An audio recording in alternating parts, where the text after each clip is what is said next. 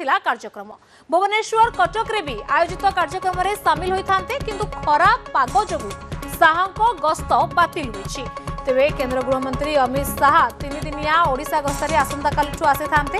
किंतु गस्तर दिनक पूर्वरु ये गस्त कार्यक्रम बातिल करा जायछि। 3 रु 5 तारिख जाए जो कार्यक्रम थिला झारसुगुड़ा बरगढ़ संबलपुर भुवनेश्वर कटक ये सबू जगह कार्यक्रम थिला। तो प्रथमे से आसंता काली अपराह्न रे पहुंची थांते बरगढ़ और संबलपुर 4 तारिख रे कार्यक्रम थिला एवं विकासमूलक अनेक प्रकल्प इथानल को लेकिन प्रकल्प उद्घाटन करथांते किछि शिलान्यास करथांते किंतु वर्तमान खराब पाग जोगन में जानिछु जे वर्तमान मौसुमी वर्षा होउछि राज्य रे मौसुमी सक्रिय होउछि मौसुमी वर्षा होउछि और ता सहित पुणी लघुचाप भी वर्तमान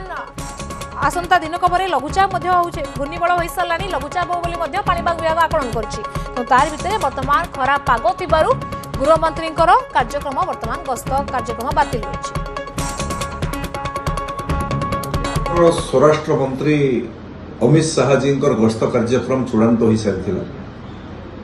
आसंता 3 तारिख दिन दिल्ली रो झारसुगुड़ा एयरपोर्ट को से पहुंची था। झारसुगुड़ा सीधा सड़क बरगढ़ 1750 कोटी टंकार विनिमय रे बीपीसीएल द्वारा निर्मित इथानल प्रोजेक्ट रो लोकार्पण कार्यक्रम में से सामिल होते जनसभा उद्बोधन देते एवं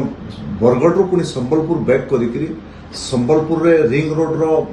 भूमि पूजन कार्यक्रम अनेक सरकारी कार्यक्रम रे सामिल होबार थिला एवं गोटे बड़ साधारण सभा से उद्बोधन देवार थिला एवं सेठू झारसुगुड़ा प्रत्यावर्तन कर रात्रि यापन करी पुणी महंगा से अंचल गोटे कार्यक्रम जोग देवार थिला किंतु तांकर गस्त कार्यक्रम आज सकालू सकालू सूचना मिलला तांकर गस्त कार्यक्रम बातिल हो जाइछि एवं केंद्र सरकार रे गोटे बहुत बड़ निष्पत्ति नेबार कार्यक्रम थिबा कारण एवं अमित शाह जी देशर गृहमंत्री थिबा कारण एवं तांकर भारतीय जनता पार्टी रे केंद्र सरकार रे अमित शाह जी गोटे बड़ भूमिका रही एवं से तांकर गस्त कार्यक्रम बातिल होइछि। परवर्ती समय पुणी थे अमित शाह जी गस्त कार्यक्रम फाइनाल हेबो एवं फाइनाल होला परे इथानल प्रोजेक्ट एवं अन्य जो कार्यक्रम थिला